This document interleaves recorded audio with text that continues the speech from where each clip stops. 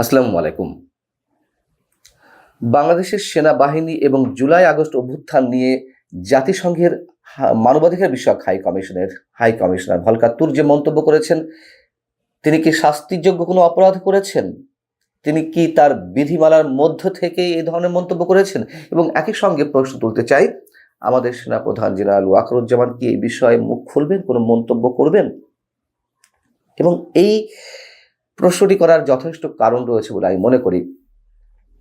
দর্শক, আপনারা জানেন যে গত বুধবার বিবিসির পডকাস্টে অংশ নিয়ে প্রসঙ্গক্রমে জাতিসংঘের মানবাধিকার বিষয়ক হাই কমিশনার ভলকার তুর্ক মন্তব্য করেছেন, বাংলাদেশের জুলাই আগস্ট অভ্যুত্থানে সরকারের দমন পীড়নে যাতে সেনাবাহিনী জড়িত না হয় এজন্য তাদেরকে সতর্ক করে দেওয়া হয়েছিল এবং বলে দেওয়া হয়েছিল এমনটা ঘটলে শান্তিরক্ষী মিশনে বাংলাদেশ থাকবে না, এবং এর কারণেই নাকি সরকার পরিবর্তন হয়েছিল, আওয়ামী লীগ সরকারের পতন ঘটেছিল।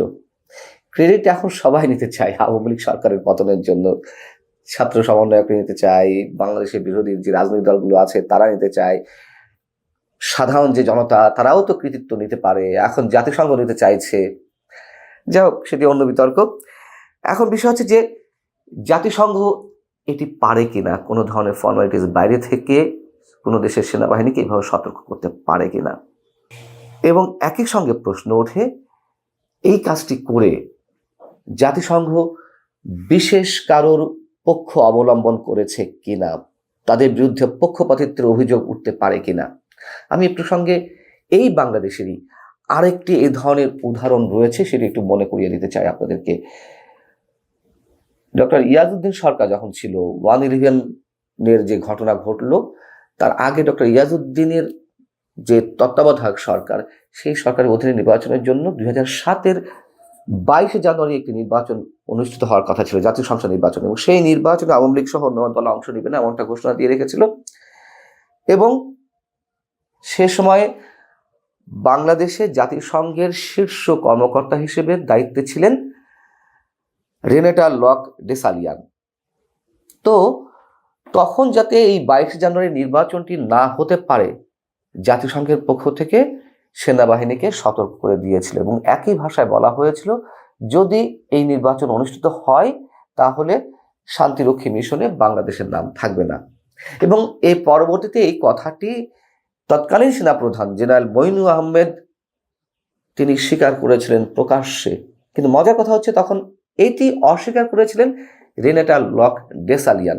যেটি এখন ঘটেছে, জাতিসংঘের মানবাধিকার বিষয়ক হাই কমিশনার তিনি বলছেন সতর্ক করা হয়েছে, কিন্তু আমাদের সেনাপ্রধান এখনো পর্যন্ত কোনো কথা বলেনি, যেহেতু তিনি কেবলমাত্র 7 তারিখে আফ্রিকান রিপাবলিক মানে মধ্য আফ্রিকান যে দেশটি সেখানে সফর করে কেবলমাত্র ফিরেছেন।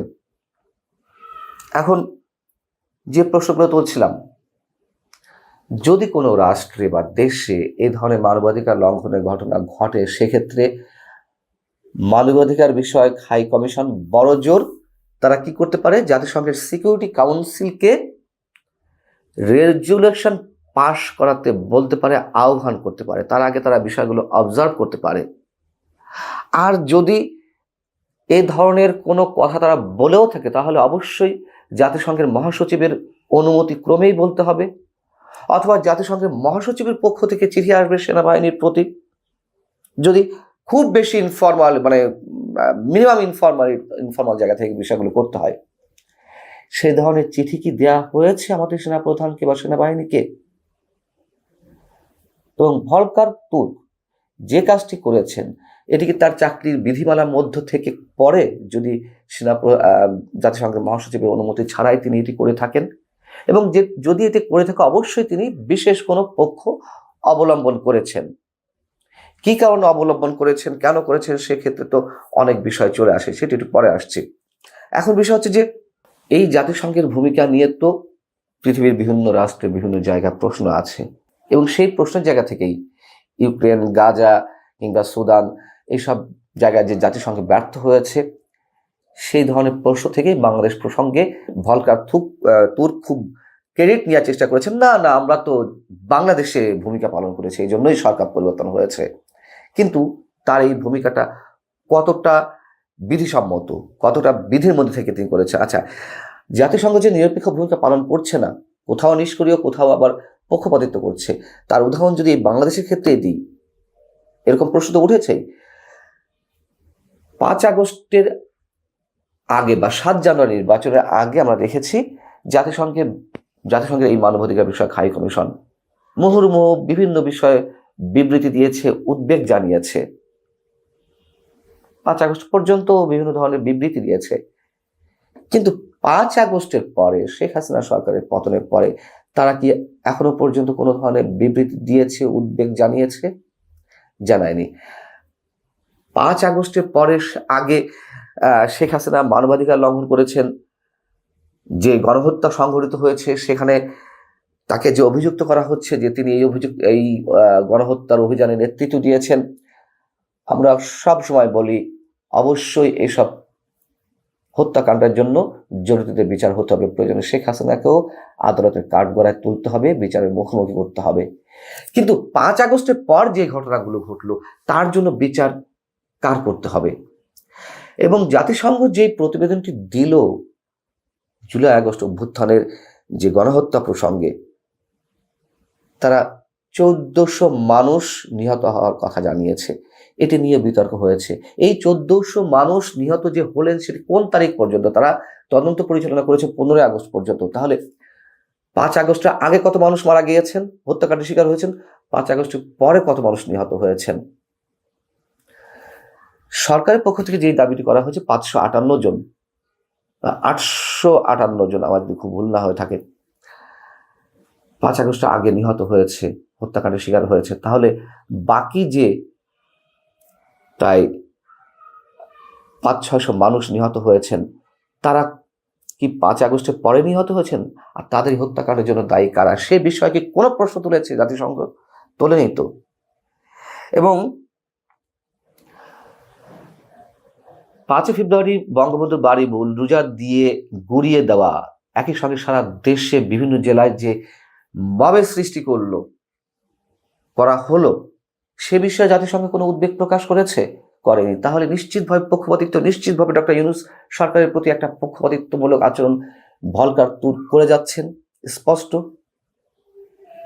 একই সঙ্গে যে পুলিশ সদস্যরা নিহত হয়েছেন, সরকার বলেছে 44 জন। সেই 44 জনের কথাই জাতিসংঘের ফ্যাক্ট ফাইন্ডিংস রিপোর্টে উল্লেখ করা হয়েছে।